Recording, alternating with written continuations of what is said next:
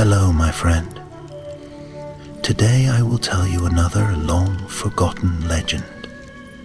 Close your eyes and let the magic transport you to Middle-earth. Our journey begins.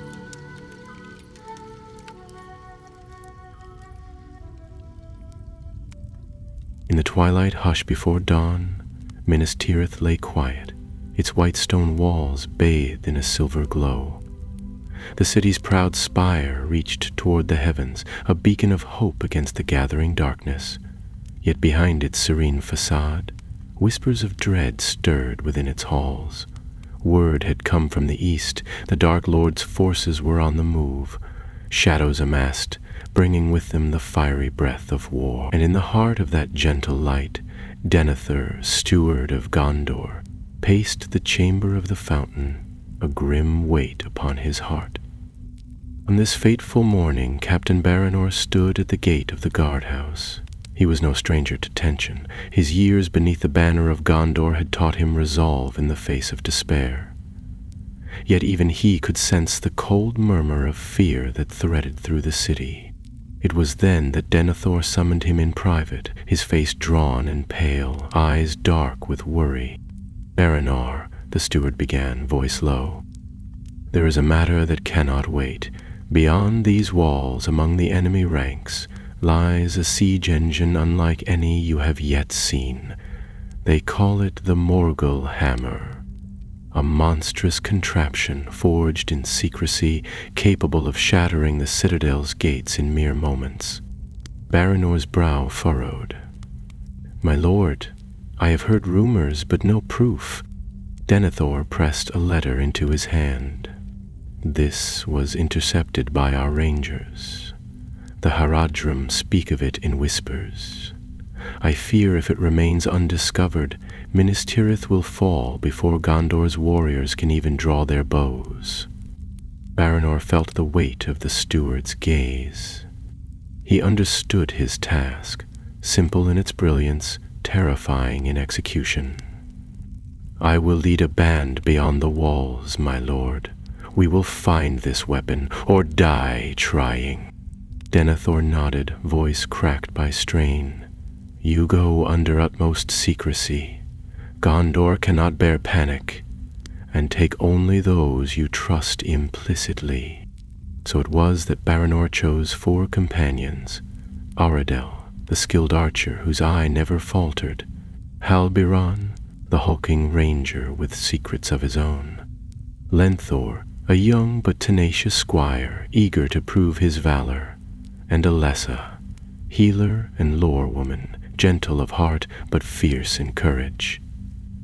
No trumpet sounded, no banners waved, only the silent departure of 5 souls slipping away under the cloak of night.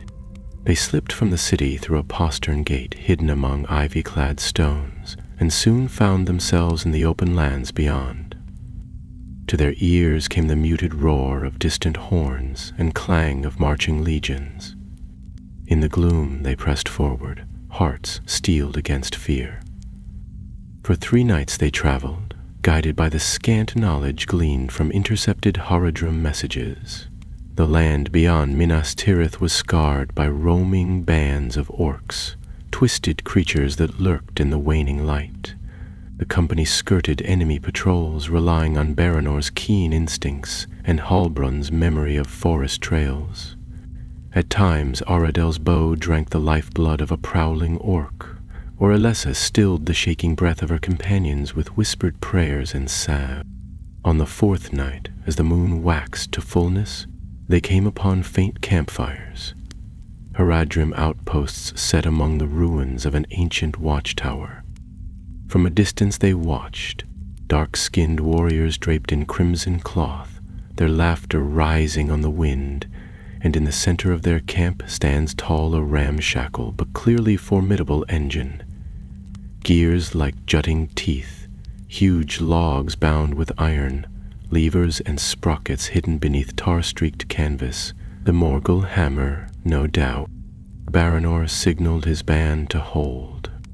This was the proof they needed, and the greatest danger they would face. To stay meant almost certain death. To flee meant the city could never be saved. Yet retreat was not in his heart. He raised a clenched fist. "Tonight we act." Eredel knocked a slender arrow. Halberon hefted his great sword. Lenthor's hand shook on his shield, but resolve shone in their eyes. Even Elesa set aside her healer's herbs, her chin firm with purpose. Under the sliver of moonlight, the five advanced toward the Haradrim camp. Every step crackled across the dry grass. Every breath sounded thunderous in the silent night.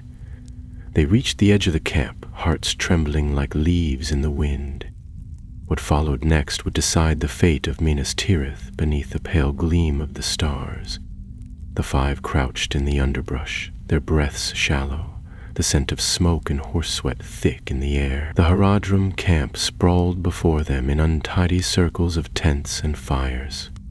Painted shields stood in rows, spears stabbed into the earth like cruel teeth, and strange horns, curved and gilded, hung from ropes strung between pikes. At the camp's heart stood the siege engine, a hulking, half-assembled monstrosity, cloaked in heavy cloth and guarded by a ring of warriors in scaled armor. Baranor studied the shadows, every line of his face tight with concentration. "We strike in pairs," he whispered. "Aredel and Lenthor circle to the south and create a distraction. Elesa and I will approach the weapon from the west. Halber and I guard our retreat. Once the signal goes up, smoke or fire, you strike hard and fast." No one argued. In silence the company scattered like wind-blown leaves, each slipping into the dark with practiced ease. The wind shifted as Baranor and Elesa crept through a ditch choked with weeds, drawing ever nearer to the shrouded Morgul hammer. In the distance a shout rang out, followed by the unmistakable thrum of a bowstring, then another and another. The camp exploded into confusion. Eredel's arrows sang through the night, striking down 2 guards before the third could even cry out. Lenthor, sword flashing in the firelight, darted between tents, shouting false orders in a guttural tongue he'd learned from an old corsair. Haradrim rushed to respond, colliding with one another in the chaos. It was the distraction they needed. Baranor reached the siege engine and slashed through the canvas with his dagger. The covering peeled away like skin, revealing a gruesome marvel of engineering. It was not merely a battering ram. It was a fusion of wood, blackened steel, and fell sorcery. In the center of the frame glowed a sickly green gem, pulsing like a heartbeat. Foul runes snaked across its surface. Elesa hissed under her breath. "Morgul enchantment," she whispered. "That gem isn't just for show. It strengthens the weapon, maybe even guides it. If we destroy it..." Baranor didn't need her to finish. He brought his sword down on the gem, but the blade glanced away with a metallic shriek. Elesa fumbled in her satchel and drew forth a vial of silvery liquid. "Stand back," she warned, uncorking it and pouring the contents over the gem. It's a scream, not human, ripped through the air as the liquid touched the stone. The gem cracked, then shattered in a burst of emerald light. Baranor staggered back, shielding his eyes. When he looked again, the frame of the siege engine was groaning, creaking as though it mourned its loss. Joints sagged, iron bindings popped free, and the great weapon began to collapse inward like a dying beast. But the blast had drawn attention. A trumpet blared. From the far edge of the camp came a thunder of hooves. A mounted war leader, garbed in red and black and bearing a helm shaped like a serpent's head, charged straight toward them, his curved blade raised. Albion intercepted him with a roar, sword clashing against sword in a spray of sparks. The two fought in a whirlwind of motion. Albion's brute strength against the rider's speed and finesse. Around them, the Haradrim recovered their senses, rushing toward the center of the camp as firelight flickered off steel. Baranor grabbed Alessa's arm. "We have what we came for. We must run." The five regrouped by a stand of trees, pursued by a dozen soldiers. Lenthor brought down one with a lucky strike, but another grazed Aradel's side with a spear. She didn't falter. With teeth clenched and eyes aflame, she loosed another arrow into the throat of her attacker. The group dashed into the woods, darkness swallowing them whole. They ran for what felt like hours, until their limbs trembled with exhaustion and their lungs burned. Only when no footsteps followed did Baranor allow them to rest in a hollow beneath twisted roots. Alyssa bandaged Aradel's wound while Halberon stood watch, his sword never far from hand. Baranor pulled out a small map, his brow creased. "We destroyed the weapon," he said, "but they'll suspect sabotage. We must return to Minas-Tirith quickly, warn them, and report to Denethor." Alyssa glanced around, her eyes wary. "It will not be so simple. That gem, it was old magic. When it broke, something stirred. I felt it. Whatever power lingered there, it was watching." Lenthor swallowed hard, his youthful bravado shaken. "Do you think they'll follow us?" "No," said Aradel grimly, wiping blood from her bow. "They'll send something worse." The words hung in the air like mist. Somewhere in the night, a deep horn sounded. Not the call of Haradrim, but something older, colder. A cry followed, shrill, inhuman, and distant, but growing nearer. Baranor stood, his jaw set. "We move at once. Stay close. Keep silent." They struck north, avoiding the road and keeping to the ravines and brush-choked gullies. At dawn, they reached a hill crest and looked back toward the enemy camp. The siege engine was no more. Only a smoking ruin remained. Yet as the sun lifted its face above the horizon, a dark shape stirred far behind them, gliding silently across the land like a storm cloud. It was no beast of flesh, but a wraith, drawn by the broken gem and the scent of elvish alchemy. It would not tire. It would not stop. The true peril of their quest had only just begun. The morning sun cast its golden rays upon the hills of Ithilien, but the light did little to warm the hearts of those who fled beneath its gaze. Baranor and his companions pressed onward, weaving their path through tangled underbrush and craggy ravines, ever moving northward toward Minas-Tirith. Though they had crippled the Morgul hammer and struck a blow against the Haradrim, their victory was far from secure. Behind them trailed a shadow, silent and swift. A servant of darkness sent to erase their defiance. They had little rest and even less food. The hurried retreat had allowed no time to gather supplies, and the wilds offered meager gifts. Bitter roots, cold streams, and a few wary birds that Halberon managed to bring down with well-aimed stones. The group spoke little as they traveled. Aradel, though pale from her wound, kept pace, her bow ever ready. Lenthor marched quietly beside her, his eyes flitting back along the trail with the vigilance of the fearful. Alessa moved in the middle, whispering soft words of encouragement when one of them began to lag. As for Halberon, he remained at the rear, sword drawn and senses sharpened, his every movement taut with watchfulness.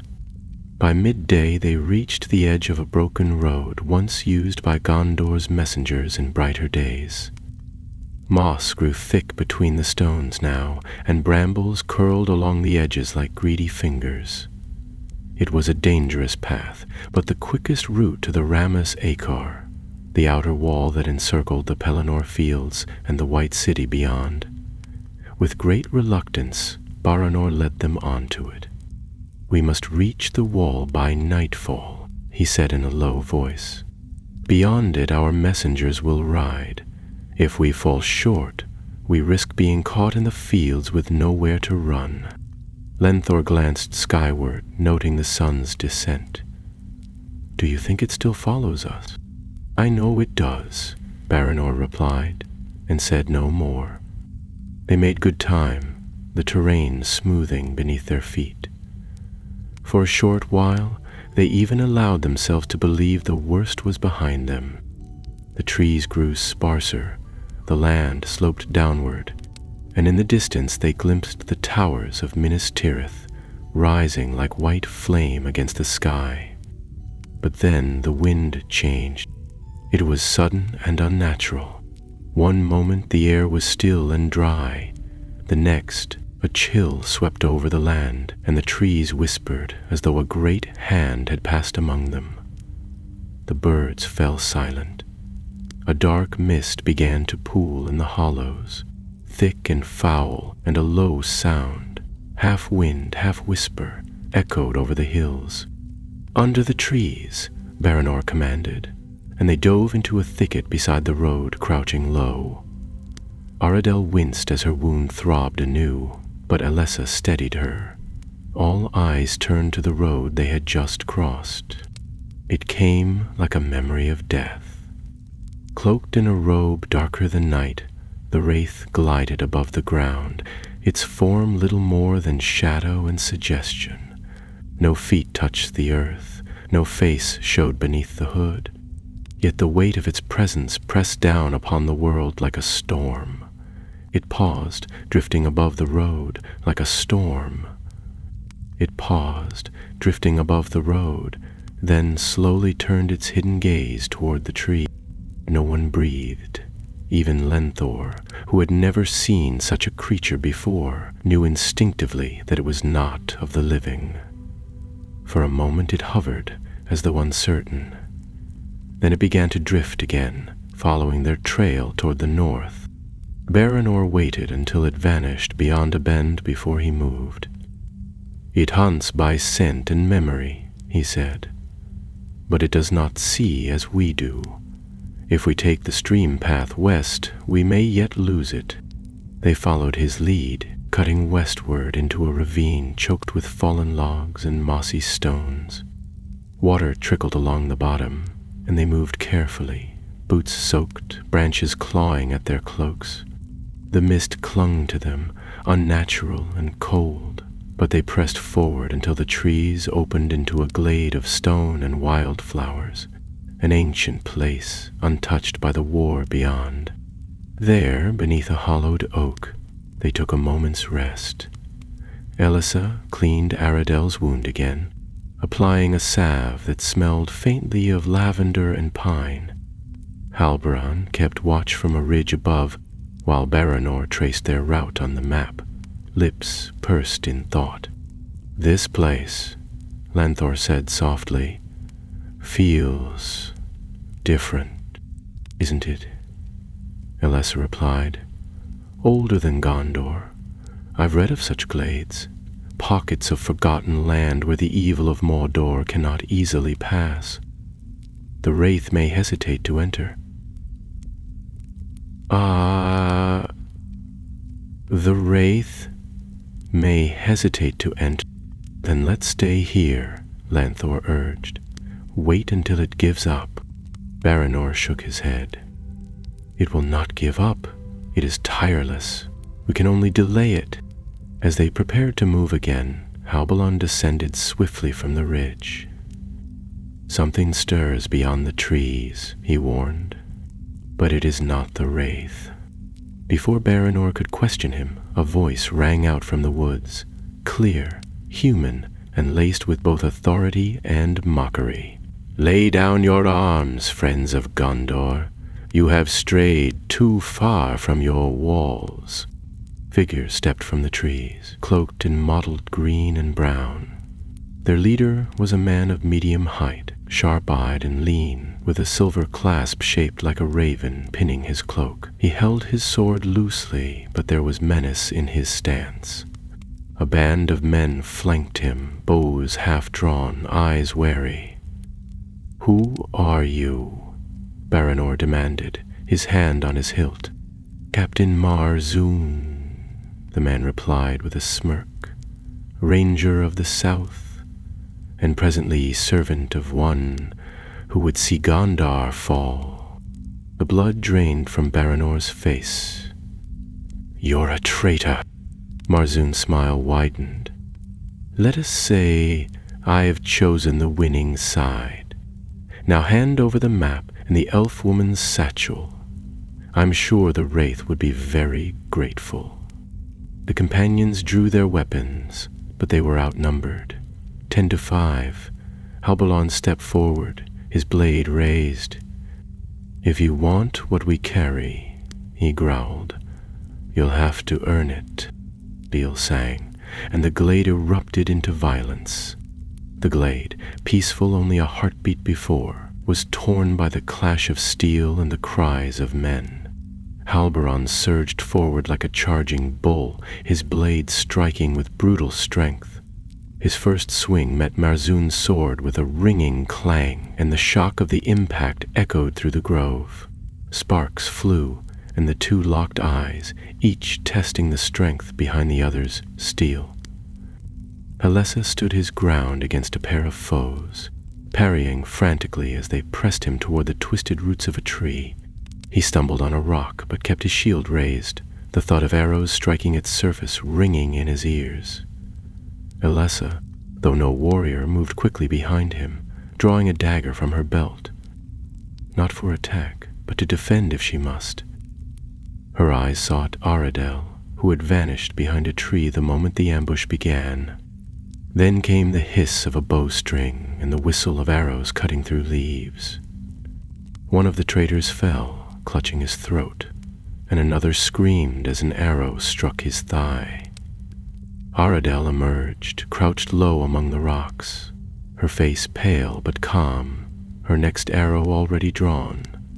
She moved like a shadow, each shot finding its mark with eerie precision.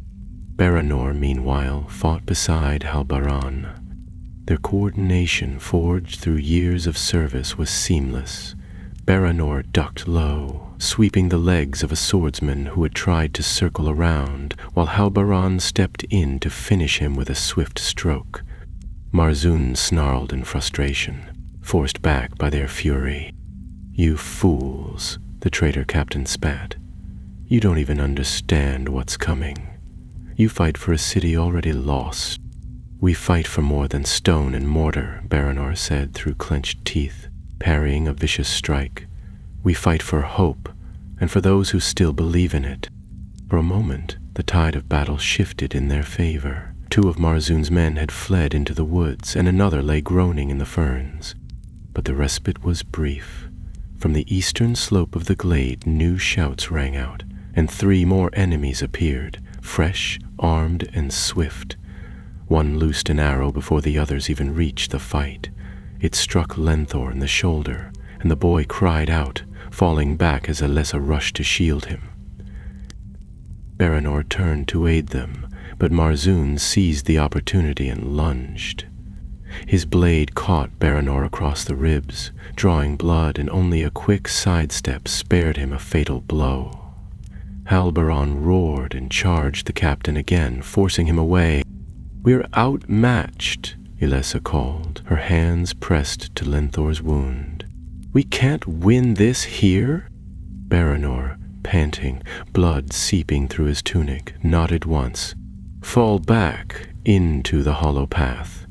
Aradel, cover us."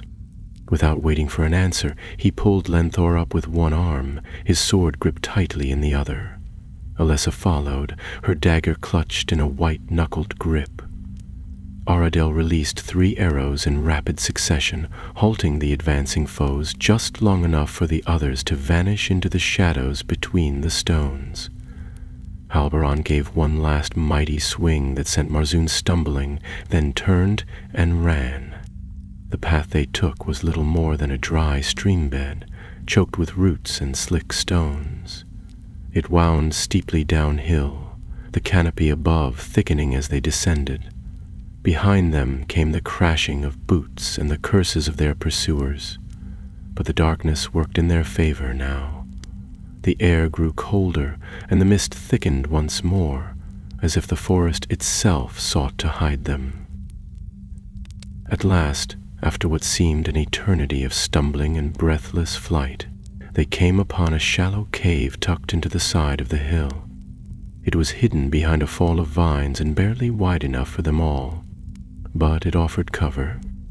They slipped inside, panting and bruised, and fell to the earth in silence.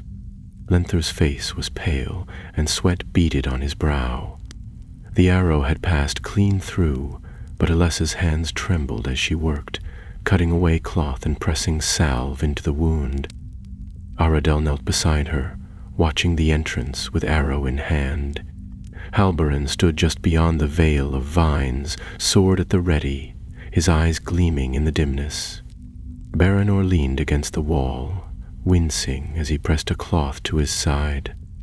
"They'll not find us in this gloom," he said, though his voice was tight with pain. "Not if we're still and silent." "They might not need to," Halberin murmured. "There's something else out there now." All heads turned to him. "The Wraith?" Aradel asked, her voice low. Halberin nodded. "I felt it the moment we left the glade. The air turned heavy. The forest began to listen. It's near." For a while they said nothing, each listening to the silence beyond the cave's mouth. It was a silence unlike any other, too complete, too unnatural. Even the wind dared not move the leaves. Lenthor shivered, and Alessa laid a blanket over him. "What did Marzoon mean?" she asked softly, glancing toward Baranor. "About the city being lost?" Baranor met her gaze. "He may have knowledge of some deeper plot, a second attack, or perhaps a traitor within the walls. We must warn Denethor, but we can't go straight back. The roads are watched, and now the Wraith is close." "Then what do we do?" Lenthor asked, his voice strained. "We take the hidden road," Baranor replied after a moment. "There's a path known only to a few of the Citadel Guard. It runs beneath the hills, through an old watchpost abandoned during the plague. It will be dangerous. Part of it may have collapsed, but if we reach it, we can pass beneath the Ramis unseen." Aradil gave a slow nod. "And if the Wraith finds the entrance..." Baranor looked at each of them, one by one. "Then we make our stand there." No one spoke again that night. The fear that had chased them through the woods now curled inside the cave like a waiting beast, unseen but not unfelt. Outside, the Wraith passed by once, drifting just beyond the veil of vines, silent as death. It did not pause, it did not speak, but its presence lingered long after it was gone, leaving the air bitter and cold. They rested in shifts, sleep fitful and short. When dawn came, it brought little warmth, but it brought a chance to survive, a chance to return to the city with what they had learned, and though none of them said it aloud, it brought the hope that their fight, however small, might still turn the tide. By morning the mist had receded, though not entirely. It clung to the hollows and drifted lazily between the trees like a spirit reluctant to leave. The forest was still, too still, and when Baranor emerged from the cave, he paused to listen. No birds sang, no branches creaked. It was as if the very woods were holding their breath. "We move now," he said, re-entering the cave, "before the Wraith returns, or worse, before Marzoon's men do." Lenthor groaned as he sat up, his shoulder bound tight and his face pale, but he nodded. Alessa helped him stand, her touch gentle but firm. Aradel had already gathered their few belongings, and Halberon, ever silent, offered a hand to Baranor without a word. They moved quickly, following a trail barely visible through the undergrowth, more memory than path, known to Baranor through stories and maps long buried in the archives beneath the citadel. They traveled west for a time, then turned south, skirting the slopes of the Efelduath, ever watchful for signs of pursuit. Baranor led with quiet urgency, his steps sure despite the fatigue pressing down on his limbs. The wound in his side burned with every movement, but he ignored it. The others followed without complaint, though every face bore the mark of sleeplessness and strain. At midday they reached a crumbling wall half buried in ivy and stone. It had once marked the boundary of a watchpost in the time of King Ondoer, now long forgotten by most of Gondor. Behind it, hidden beneath a tangle of roots, lay a trapdoor of iron and oak. Baranor knelt before it, brushing aside the debris with shaking hands. The hinges groaned in protest as he lifted it, revealing a dark shaft leading into the earth. "This is it," he said. "The old road. It runs beneath the hills and emerges near the northern edge of the Ramesakor. We'll be within sight of the beacon towers when we exit, if the tunnel holds." "If it holds," Halborn echoed darkly, peering into the gloom. One by one they descended, using the iron rungs bolted into the stone. The air below was stale and damp, and the scent of mildew clung to the walls. Baranor led the way with a torch, its flickering flame casting long shadows along the passage. The tunnel was narrow and lined with ancient stonework, the markings of Gondor's builders still faintly visible beneath layers of dust and moss.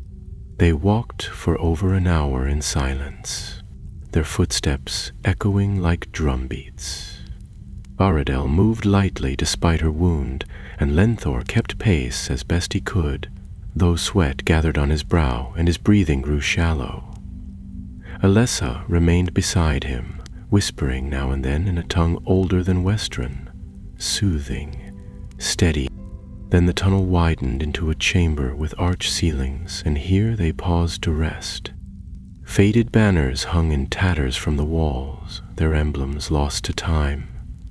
A broken brazier lay in the corner, and rats scattered as they approached. "I never knew such places still existed," Lenthor murmured, sitting carefully on a stone bench.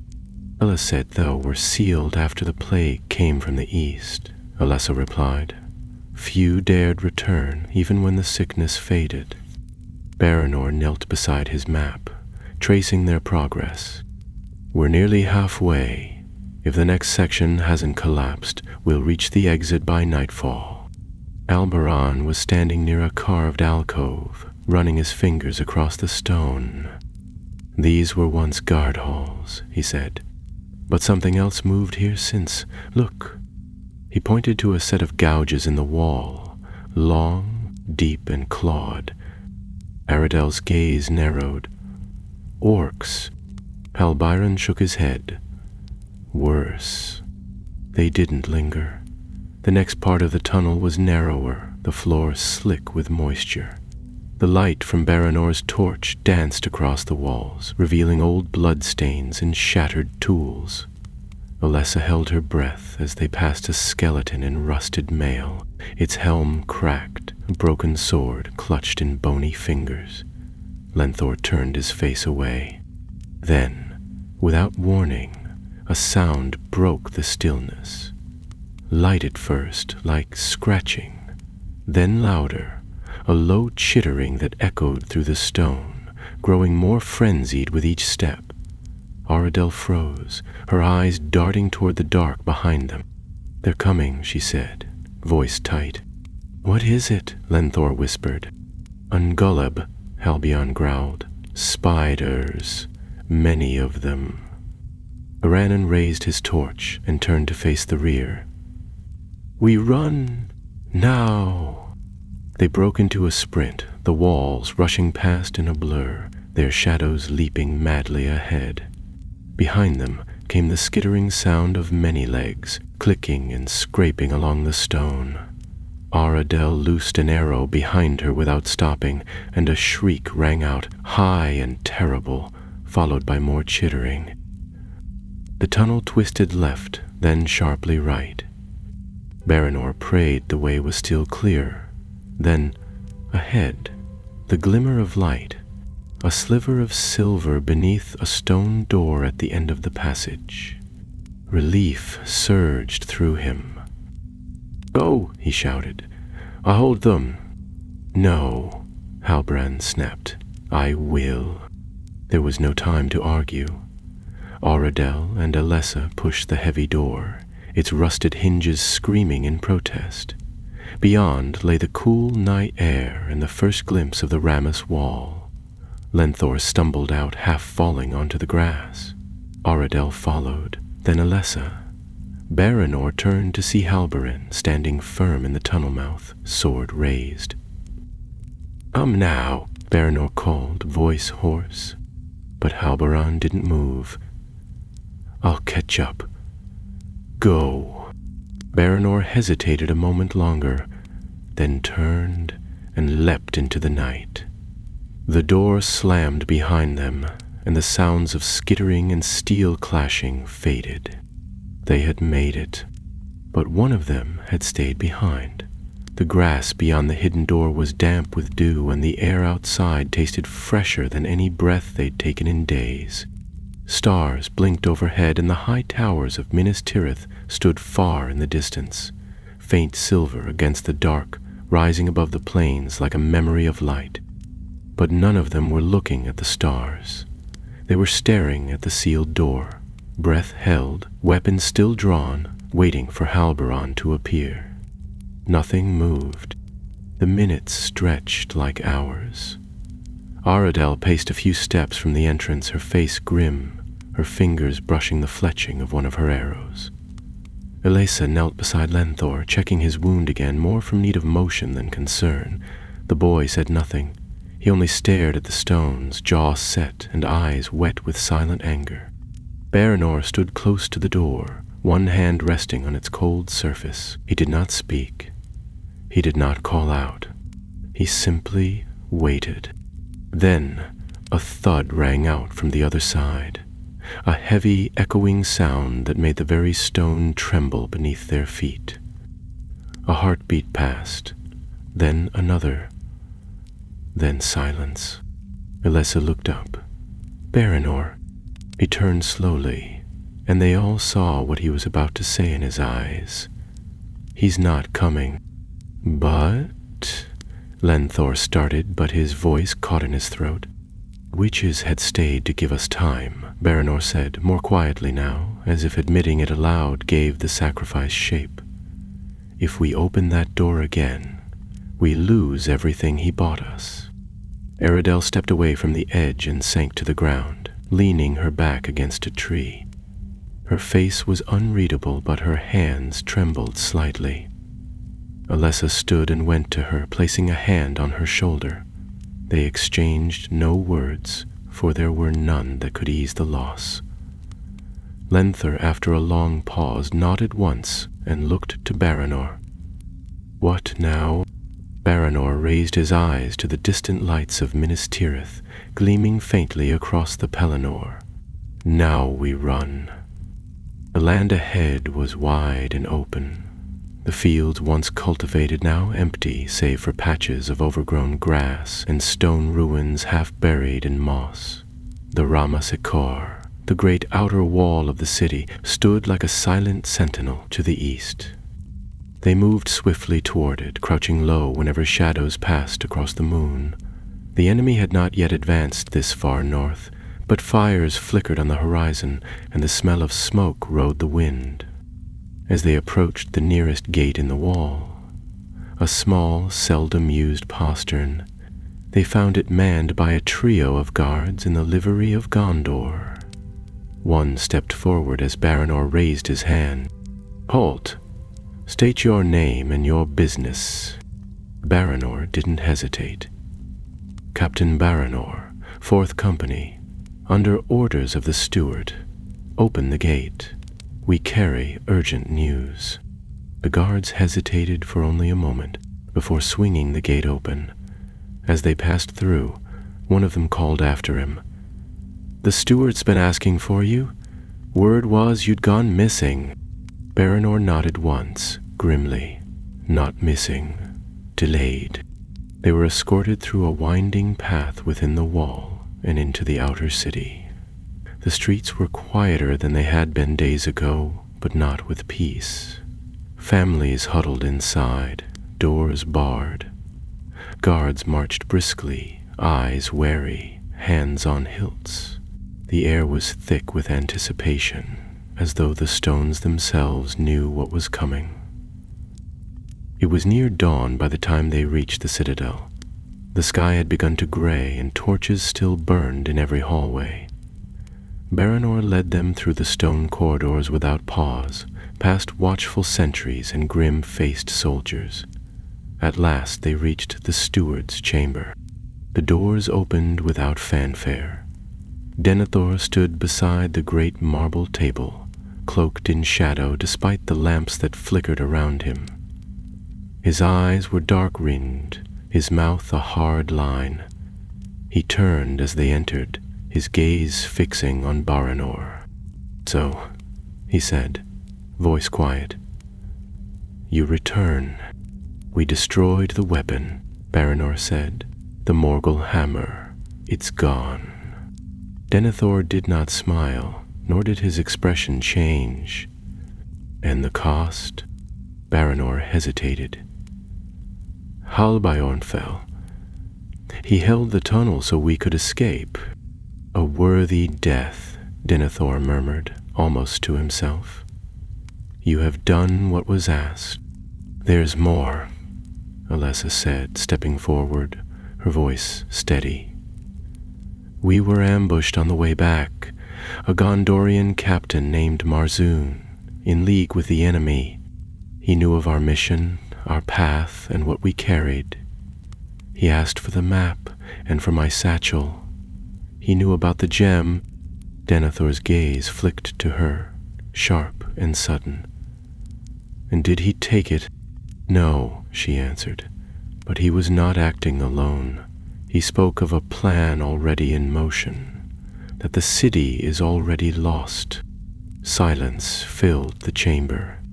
Baranor stepped forward. "My lord, there is a traitor inside the city, perhaps in the upper ranks. Someone gave Marzoon knowledge no Haradrim could have guessed. We must find them before the enemy strikes." For a long moment, Denethor said nothing. Then he turned, walking slowly to the great window that overlooked the Pelennor. The light of dawn was beginning to spill across the fields, casting the looming shadows of Mordor into greater clarity. Fires burned along the eastern horizon, and black shapes moved beyond the hills. "It may already be too late," he said softly, "even with this warning." Baranor stepped forward. "It isn't too late, not if we act now. Let us investigate. Let us root out the traitor. Let us prepare the walls before the enemy strikes."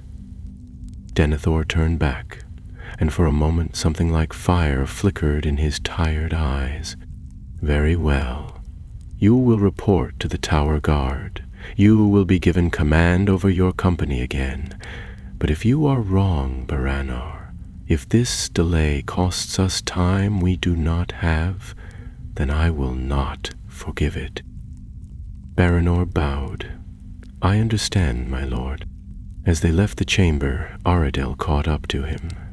"What now?" "Now," Baranor said quietly, "we find Marzoon's master before the gates fall." The sun had risen fully by the time Baranor and his companions emerged once more into the upper court of Minas-Tirith. The sky, though streaked with gray, remained clear, and the towers of the white city shimmered against it like ancient bone, noble and unbroken. Yet beneath that proud gleam lay a taut silence, as though the city itself braced for something it had long feared but never named aloud. Soldiers passed them in small groups, speaking little, their boots echoing on stone like distant thunder. Children were nowhere to be seen. Even the market, usually bustling with life at this hour, stood still. Awnings were tied down, shops shuttered. The people of Minas-Tirith were waiting. Baranor led the way down through the levels of the city toward the tower guard barracks. Aradel walked at his side, her stride measured and calm, though her face was pale. Elesa remained behind them, supporting Lenthor as they descended, careful with every step. The young man no longer complained, but his arm hung limp, and the pain in his eyes had settled into something more dangerous than fear, determination. They reached the barracks by mid-morning. There, under the high archway that bore the winged emblem of the white tree, Baranor was greeted by a tall officer clad in the silver and black of the guard. His eyes flicked briefly to Baranor's torn cloak and the grime upon his face before settling into a wary expression. "Captain Baranor," he said formally, "by order of the steward, you are reinstated and given leave to assemble a trusted unit. You are to investigate irregularities in the outer defenses." "Has there been sabotage already?" Baranor asked at once. "Not yet," the man replied. "But something is amiss. A shipment of quarrels never reached the second gate, and 2 messengers sent to the North Beacon post have not returned." Baranor nodded grimly. "Then we begin there." Within an hour they had gathered a small unit, 12 guardsmen who had served under Baranor in campaigns past, each one he chose by name. Men who had stood fast at Osgiliath, who had faced trolls in the wilds of Anorion, and who would not flinch at dark whispers or shadowed threats. The last to arrive was a broad-shouldered fellow named Daran, with a scar running down one cheek and a laugh that could silence fear, but today even he was quiet. As the city prepared for war, shields distributed, towers manned, gates barred, Baranor's company slipped away to the outer circles. The streets there were narrower, and the buildings pressed together more tightly. Laundry still hung from balconies, swaying in the breeze like banners from a forgotten festival. Here lived the stonemasons, the bakers, the farriers, folk who had no swords to raise, but bore the weight of Gondor upon their backs. Baranor paused in front of a small gatehouse near the second circle. A guard had been posted there, though his helm sat askew, and his spear was propped beside him instead of held properly. He straightened quickly at their approach. "Have you seen Captain Harthorn?" Baranor asked. The young guard shook his head. "Not since yesterday morning, sir. He was meant to inspect the northern stores, but he didn't return." Baranor's expression darkened. "Did anyone follow up?" "I sent a message to the barracks," the boy offered, fidgeting with his belt. "They said he'd likely gone to the Bastion Tower." "Didn't," Aradel said flatly, her voice like frost. Baranor stepped closer. "Open the gate." The lad fumbled with the keys and swung the small gate open. Beyond lay the narrow path to the stores, once a series of tunnels built into the rock of the city's second tier. The path curved downward into gloom, the torches unlit. The shadows there were deep. They entered without hesitation, torches in hand. The air was close and damp.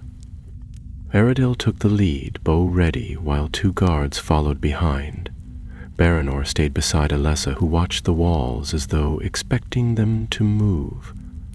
Lenthor, despite his bandaged shoulder, insisted on joining, his sword clutched in his good hand. Halfway through the tunnel, Aradel stopped. A strange smell drifted on the air, something foul and rotting, like old blood soaked into cloth. They advanced more cautiously now, and when the next chamber opened up before them, they found the first of the missing. Captain Harthon was slumped against the wall, eyes wide open, mouth frozen in a silent gasp. His armor had not been pierced, but the skin of his face and neck was pale as chalk, as if all warmth had been drained from him. Alessa knelt beside the body, pressing her fingers lightly to his throat. "Is cold," she said softly. "But there's no mark. This wasn't blade or poison." Baranor examined the wall behind the corpse, noting faint scuff marks on the stone. Boots dragged, not walked. He didn't die here. Duran swore under his breath. "What kind of weapon leaves no wound?" "Fear," Aradel murmured. "Terror, too great for a man to bear." Baranor looked at her. "The Wraith?" She shook her head. "No, something lesser, but kin to it." They pressed on, the torchlight flickering more wildly now, as if the air itself had grown restless. The path forked ahead, and Baranor sent 2 of his men down the left tunnel while the rest followed him down the right. The storehouse beyond was dark but intact. Bins of grain, barrels of salted meat, racks of arrows, all untouched. But someone had tried to sabotage the shelves. Drops frayed, supports loosened. Baranor called over one of his men. "Secure this, and bring a full report to the steward."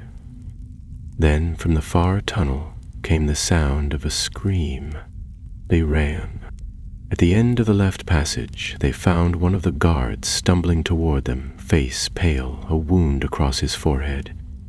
"Ambush," he gasped. "They were waiting, disguised as our own." "Where's the other?" Baranor demanded. The man shook his head, taken. Aradel darted past him into the tunnel, bow drawn. The others followed, but whoever had been there was gone. Only one thing remained, a broken piece of black cloth, stitched with a single white tree, and a serpent curling through its roots. The torchlight flickered wildly against the walls of the tunnel, casting long shadows that seemed to twist and recoil at their approach. Aradel held the torn scrap of black cloth between her gloved fingers, her mouth a tight line. The white tree embroidered upon it was unmistakable, the emblem of Gondor, but it had been altered, subtly yet unmistakably. The branches warped, the roots entwined with the serpent wrought in gray thread. It was not a mark worn openly. This had been hidden, sewn beneath a sleeve, meant to remain unseen until the moment came. Baranor stared at it, silent, while the others gathered behind him. Daran crossed himself, muttering a half-prayer under his breath. Lenthor leaned heavily against the wall, eyes narrowed in confusion and disbelief. "They walk among us," Aradel said at last, her voice low. "Wearing our uniforms, pretending to be our own." "We are our own," Baranor replied grimly. "Or they were." "What is it?" asked Alessa. "That sigil. I've never seen it in any house of Gondor." "It's no house," Baranar said. "It's a symbol the king's men once used. Not openly, but in secret, those who followed the old ways and turned their eyes eastward, in the days before the last war." "Before the fall of Númenor," murmured Daran. "I've read of such things in the scrolls. The faithless." "A remnant of a remnant," Baranor said. "And now they've returned." He tucked the cloth away and straightened. "This was no ordinary ambush. They had knowledge of our inspection. They were waiting for us, which means someone within the tower gave word." "Do you suspect the steward?" Lenthor asked quietly, his face unreadable. Baranor shook his head at once. "No. Denethor may be proud and stern, but he is no traitor. He would sooner burn the city himself than hand it over to Sauron." "Then who," Alessa asked, The traitor Marzoon couldn't have had access to your mission without help. There are captains above me, Baranor said. Commanders who receive direct orders from the Steward's Council. One of them must be the link. He turned back toward the tunnel. We must reach the records vault.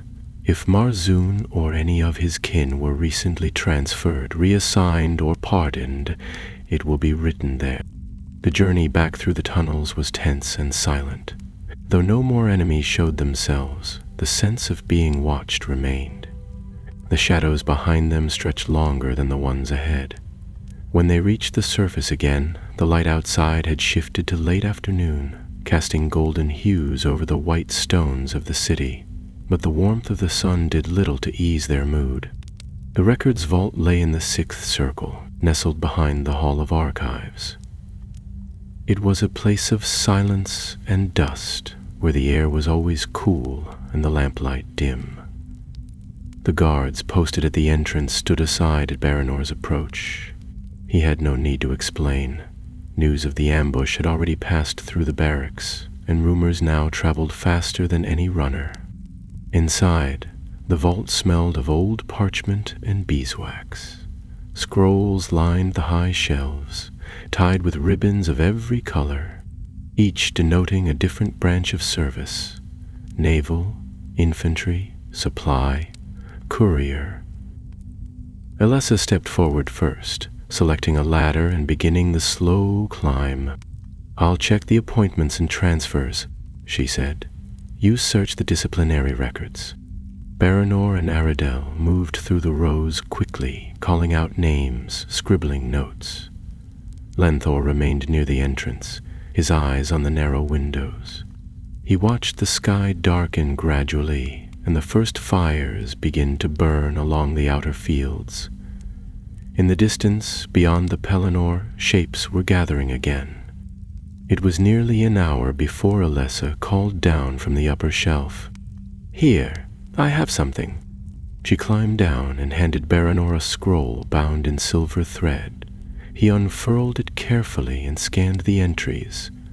The last line drew his eyes. Captain Marzoon, reassigned from Eastern patrols to the Citadel under special orders. Seal, black tree, silver mark. "Special orders," Baranor muttered. "No mention of who signed it." "Show it to the steward," Aradel said. "He'll recognize the seal." "I will," Baranor said, tucking the scroll into his cloak. "But first, I want to speak with Captain Harland. He oversees the Northern Gate and all transfers in and out of the city. If anyone else received strange orders, he'll know." As they emerged once more into the streets, they found the light fading fast. The lamps of the city had been lit, and bells rang out from the towers. 3 tolls in quick succession. Baranor froze. "That's the alarm for breach."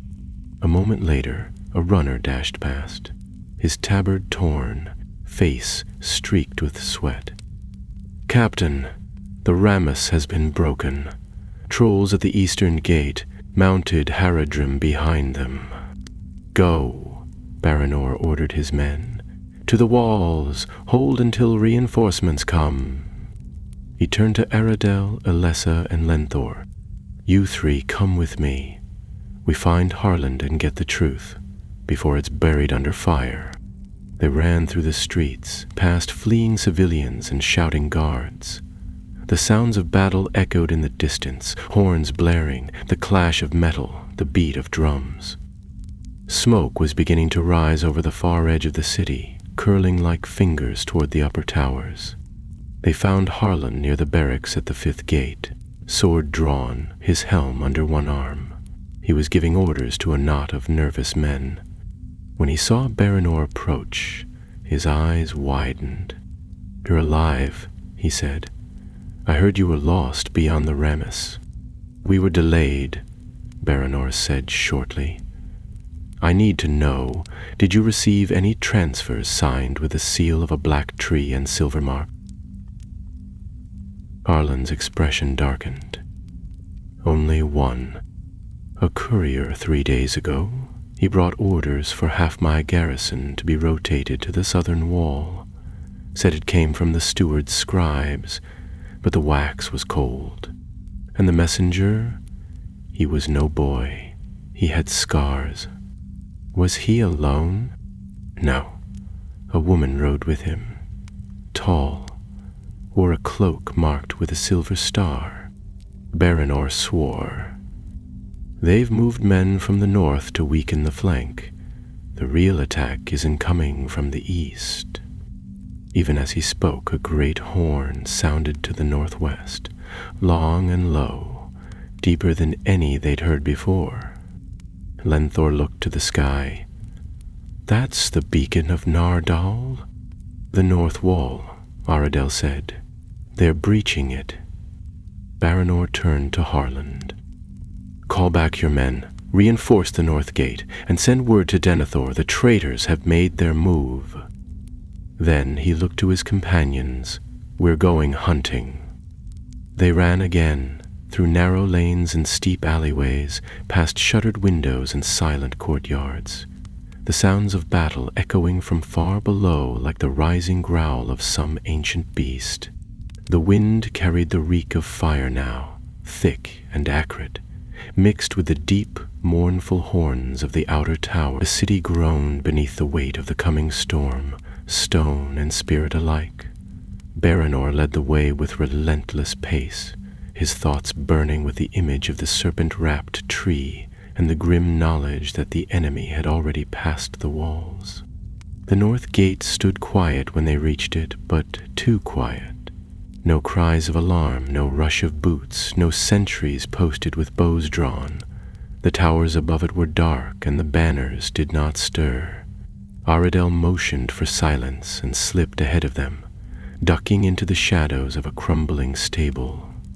Baranor, Alessa, and Lenthor followed more cautiously, keeping close to the walls. In the torchlight, the street was still, too still.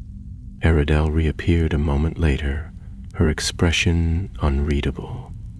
The gatehouse is open, she said. Unmanned. Sabotage, Baranor muttered. They've already passed through. He turned to Lenthor. Circle back and warn Harland. Have him seal the inner circle and station archers on every tower. If we let them move freely, they'll reach the citadel before the gate breaks. But that's an order. Lenthor hesitated only a moment longer, then nodded and took off at a run, sword bouncing at his side. Baranor turned back to Aradel and Alessa. We find them, and we end this before they vanish again. They passed through the north gate slowly, torches lowered, eyes scanning the gloom for any movement. The street beyond ran along the edge of the city's outer ring, a narrow, curved road lined with stone workshops and low barracks. Baranor remembered the buildings well from his years of patrol. Few lived here anymore. It had been deemed too vulnerable after the last siege, but for those who wished to slip in unnoticed, it was perfect. Inside the third barracks they found their first sign. The door had been forced, not broken, but expertly pried from the hinges. A table lay overturned in the main room, and near the hearth, a body lay face down. One of the tower guard, his blade still in its sheath. Baranor knelt beside the corpse and rolled it gently onto its back. The man's throat bore a single wound, clean and bloodless. A quick death, no sign of struggle. Whoever had done this had moved silently, swiftly, and without mercy. Never drew his weapon, Baranor said, which means he knew them. Aradel was already inspecting the rear chamber. The back wall's open. Look, there's a tunnel behind it. Baranor joined her, brushing aside the loose stones. Behind them was an old maintenance passage, once used by builders during the expansion of the city's walls. It sloped downward and ran behind several homes and storage vaults. No light touched its surface, but footprints were visible in the dust, fresh ones. They're moving toward the fourth circle, Ilessa said.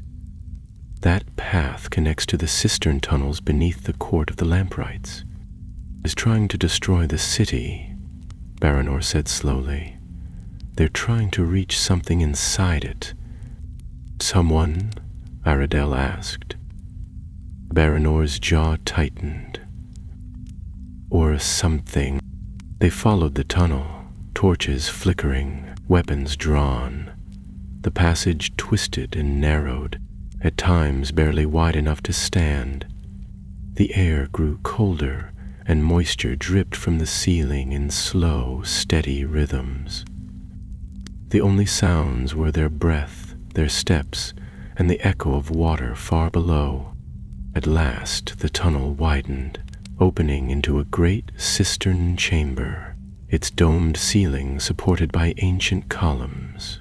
Pools of water lapped softly at the stonework, and old runes marked the walls in fading paint. Gondorian work, old, solid, and proud. But they were not alone. Figures stood across the chamber, cloaked and still. There were 5 of them, their faces hidden, their armor dark and unmarked. But one stepped forward as Baranor entered, throwing back his hood. It was Marzun. His smile was slow and mocking. "Captain," he said, "I was beginning to think you'd fallen into some spider's nest after all." "Traitor," Baranor replied coldly. "You dare wear the tree?" "The tree is dead," Marzun said. "Its roots have rotted. The true blood of Numenor rises in the east now, and we, those of pure line and deeper sight, we will rise with it. You sold your country to a butcher," Aradel snapped, stepping forward, arrow notched and bow taut. "I gave it a future," Marzun replied, "and now you will give me what you stole." Baranor frowned. "What are you talking about?" "The gem, Captain. The heart of the Morgul hammer. You destroyed its body, yes, but the gem did not break. It shattered into pieces, and your healer took one." Baranor turned toward Ilessa, but she had already stepped back, hand on her satchel. Her face was pale. "I took it to study," she whispered, "to understand what it was. I thought it might help us, if we knew what the enemy had used." "You don't know what you carry," Marzun said. "That shard is not stone. It is thought, sealed in crystal. It speaks, it remembers, and it calls to its master." Ilessa stepped away from the others, slowly drawing the shard from her satchel. Even in the dim chamber, it glowed faintly, green and sickly, pulsing like a heartbeat. The others flinched, but Marzun's eyes gleamed with hunger. "Give it to me," he said. Baranor raised his sword. "Come and take it." The fight was sudden and brutal. Aradel loosed her arrow, striking one of Marzun's men in the throat. He fell without a sound. Baranor surged forward, blade meeting Marzun's in a spray of sparks. Ilessa backed into the shadows, clutching the shard, while 2 more traitors closed in on her. But she was not helpless. With a cry, she flung the vial of powdered athelas she carried into their faces, and they recoiled, coughing and blinded.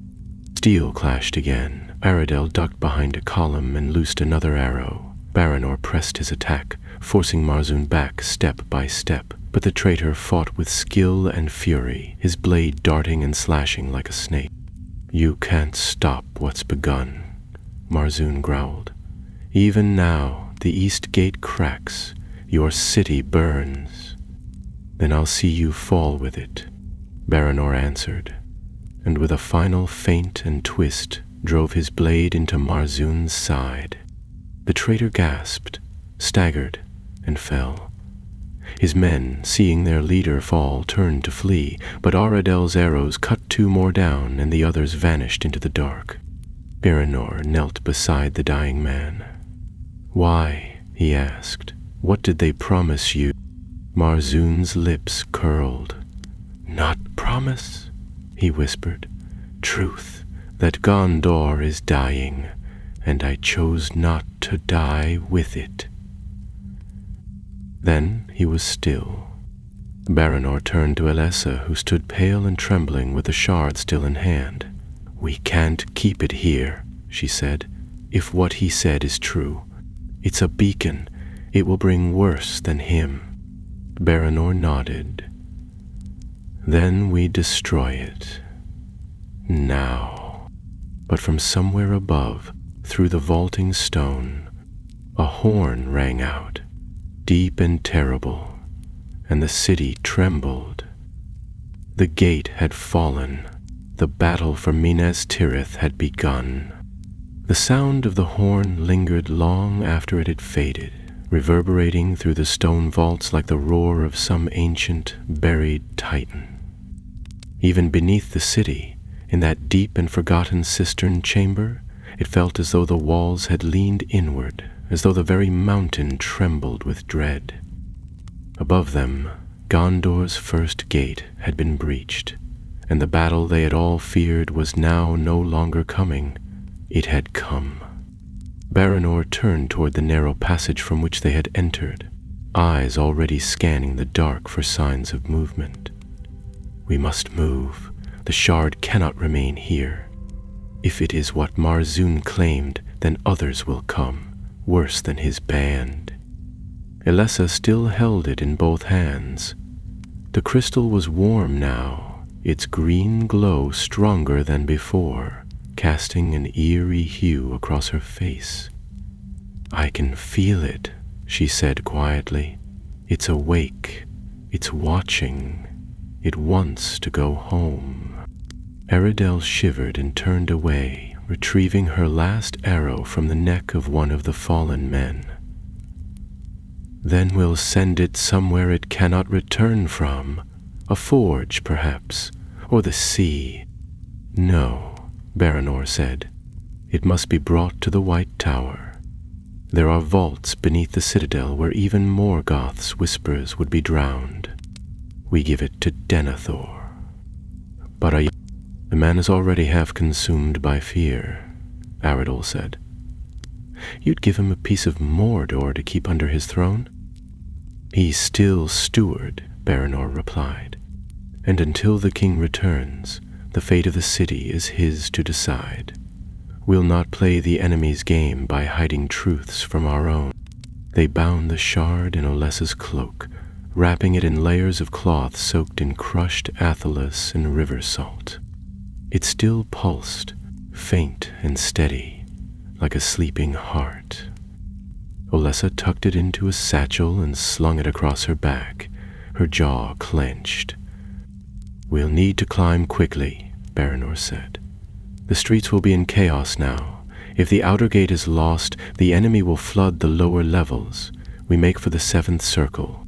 They retraced their steps through the cistern tunnels and emerged into the 5th circle by way of a gardener's stair, an old spiral carved into the side of a tower whose windows overlooked the houses of healing. There were bodies in the streets now, not many, yet, but the signs of war had already seeped into the city like black water. A stable burned nearby, and smoke clung low to the stones. Bells rang overhead in short bursts. The city's defenders were falling back, and even as they ran, Baranor knew that the enemy would soon reach the 2nd gate. They passed a barricade manned by a handful of weary soldiers. One of them recognized Baranor and stepped forward, offering a quick salute. "Captain, the citadel has sent word. All officers to rally at the Hall of Kings." Baranor nodded. "Are the tunnels to the 6th circle still open?" "Barely, but they're holding." Eredel led the way now, darting between streets, eyes scanning rooftops and alley corners. Twice they were forced to double back as fires blocked their path, and once a boulder launched by some distant catapult struck a tower just above them, sending a shower of stone into the road. The fourth time they turned a corner, they nearly collided with a knot of civilians, 3 women and 2 old men clutching children to their chests. "Go east," Alessa told them, pausing only long enough to press a small vial of tincture into the eldest woman's hand. "Find the healers at the Circle of Light. Tell them you were sent by Alessa of the Guard." They reached the 6th circle as the bells shifted to a new rhythm, 4 tolls, slow and heavy. Aradel turned her head sharply. "That's the breach of the 2nd gate." "It's worse than that," Baranor said. "They are signaling a Nazgul," and they all felt it then. Not a sound, not a sight, but a presence. A darkness that pressed in behind the eyes and beneath the skin. A chill that bit deeper than cold and older than fear. Somewhere, far above, a fell cry rose into the night, a sound so high and terrible that even the wind recoiled from it. The creature that made it was still distant, but closing. By the time they reached the 7th gate, the highest and final wall before the White Tower itself, the city had begun to falter. Fires burned across the Pelennor, and the clang of steel was constant. Siege towers rolled slowly forward beneath the dark banners of Mordor, and great beasts moved among them, tusked and armored, roaring into the stormlit sky. They passed through the gate without challenge. Most of the guards had been called down to the lower levels, and those who remained were too focused on the tower's defense to question Baranor's presence. The square at the top of the city was filled with runners, messengers, and wounded men lying in rows upon the marble stones. The doors of the citadel stood open, and inside, the voice of Denethor echoed down the steps like the rumble of thunder. Baranor did not slow. They climbed the final stair, and passed beneath the black and silver arch. The steward stood at the base of the throne dais, his cloak dark with ash, his hands clenched behind his back. His face was pale, but his eyes burned with a strange and frightening light. "You have returned," he said, turning slowly as Baranor approached. "And with you, the thing they sought." "I have," Baranor said. He removed the satchel from Alessa's shoulder and placed it upon the stone floor before the dais. "This shard belonged to the weapon known as the Morgul Hammer. One of your captains, Marzun, was working with the enemy. He said the stone speaks, that it remembers." Denethor stared at the bundle for a long moment, then slowly approached. He did not touch it, but crouched low beside it, eyes narrowed. "And have you heard it speak?" "No," Baranor said. "Yes," whispered Alessa. Denethor looked up sharply. "It did not speak in words," she said, "but in thoughts, impressions, despair, rage, a need to return to the east." "You have done well," Denethor said after a moment. "You brought this evil to me, where it will do the least harm. The vaults below the tower were made for such things. The enemy will not find it." He turned to Baranor again. "You will remain here. The walls will not hold, not for long. I will send word to Faramir if he lives, and if not, well, then we shall light the pyres ourselves." Baranor felt a chill that had nothing to do with the Nazgul. There was something strange in the steward now, something that had not been there before. Alessa bowed and stepped back. Aradel lingered a moment longer, eyes locked with Denethor's. "Hope still fights," she said quietly, "even if you have forgotten it." Then they left the hall. Outside, the sky had darkened into storm, and the fires below were rising. Somewhere in the blackness, a fell beast screamed, and the walls of Minas-Tirith braced for their final trial. A storm broke over Minas-Tirith, not with rain, but with fire. Flaming projectiles arched over the city like falling stars, crashing into rooftops and towers, bursting into shards of smoke and flame. The sky churned with black clouds, and the wings of fell beasts swept through the air, trailing shrieks that made the bravest men falter. From the highest tier, Baranor stood beside the walls of the citadel and looked out across the Pelennor, now a sea of chaos and war. Siege towers lumbered toward the walls. Orcs poured in through breaches in the lower circles, and the cries of the wounded rose up like a chorus of despair.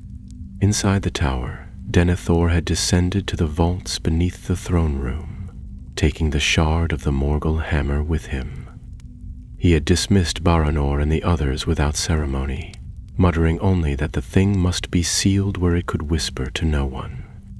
Baranor had watched him go with unease, coiling in his chest. There had been something in the steward's eyes, a light that gleamed not with resolve, but with desperation. A fire that threatened to consume not only the enemy, but the city itself. Now, as the defenders fell back from the lower gates and the enemy's standards were raised in the fourth circle, Baranor knew their time was shrinking fast. He turned from the battlements and looked to Aradel, who stood beside him with her bow still in hand, arrows bristling in the quiver on her back.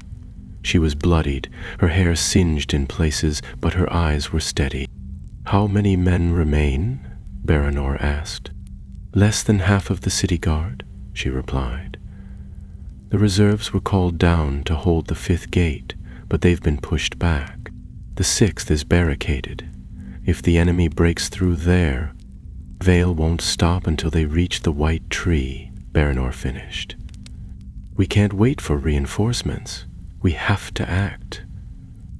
Aradel's gaze darkened. "Then let's act." They descended from the wall, gathering what few fighters remained in the seventh circle. Veterans with bandaged limbs, pages who had never held a sword in battle, even old men from the archives who had come forward with spears long buried in dust. Alessa joined them near the tower doors, her robes torn and blood-stained, but her hands steady as she poured tinctures and whispered comfort to the wounded. "They're breaching the sixth," she said. "The barricades won't hold. There's no time left." Baranor looked around the circle of tired faces. "We've held this city with swords, shields, and stone. Now we hold it with fire.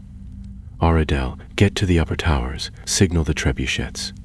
We bring down the stairway at the sixth gate. If they want the citadel, they'll have to climb the ruin." "They'll try," Aradel said grimly, already turning to go. "And you?" Alessa asked, watching him carefully. "I go below," Baranor said, "to the vaults. Denethor has locked himself away with the shard, and I fear what may come of it. That thing whispers. It feeds on fear, and there is too much of that in him already." Alessa touched his arm lightly. "Then go, but don't linger. If the tower falls, and it falls with us." He left them there and entered the tower once more, descending the winding stairs beneath the throne dais. The passage was narrow and cold, and the air grew heavier with each step. Torches flickered in brackets, casting the walls in wavering shadow. The vault doors stood open when he arrived, their hinges unbroken. Inside, Denethor stood alone, cloaked in black, the shard resting on a pedestal of stone. The light it cast was no longer dim, it pulsed brightly, steadily, a green heartbeat in the gloom. "Where have you come?" Denethor asked without turning. His voice was calm, almost gentle, but there was something cold within it. "You know why," Baranor said. "That shard must be destroyed, or buried in vaults so deep it will never be touched by light again." Denethor slowly turned toward him. His face was pale, more so than before, and his eyes gleamed with that same unnatural light that seemed to echo the glow of the shard. "You cannot destroy it," he said. "You've felt it. It knows. It remembers. It shows me truth." Baranor took a step forward. "It shows you fear." "It shows me what is to come," Denethor said. "What you and the boy cannot stop. I have seen the hosts of Mordor. I have seen the Black Captain break the gates. I have seen the white tree fall in flame, and now I know that all is lost." Baranor's voice sharpened. "That thing is lying to you. It's a remnant of their magic, a vessel for despair. You know what it is, Denethor. You've always known." The steward raised his hand. "You think I fear death, Captain. I do not. But I will not let Sauron take this city, not while breath still burns in my lungs." "You'd burn it first," Baranor said, stepping closer. "Just as you nearly burned your son." Denethor's expression twisted. "My son is already dead in all but name. This city is doomed, and I, its last ruler, will not surrender it to shadows." Baranor reached for his sword. "Then I will stop you." The steward moved fast, faster than Baranor expected. His blade was already drawn, its edge catching the green light as it swung toward Baranor's side. But Baranor deflected the blow with a shout, steel ringing on steel. The vault echoed with the sound of their duel. Two men, neither evil, but torn by fear and purpose. Denethor fought with the desperation of one who believed he had nothing left to lose. But Baranor had fought orcs in the snow-choked passes of the White Mountains. He had faced wargs and watched brothers fall beside him.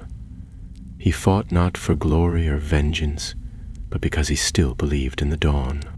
He disarmed the steward with a sharp twist and knocked the blade aside. Denethor fell to his knees, breathing hard, the light from the shard gleaming in his eyes. "It's too late," he whispered. "The gates have fallen." "Not all," Baranor said. "Not yet." He turned to the pedestal and took the shard into his hands.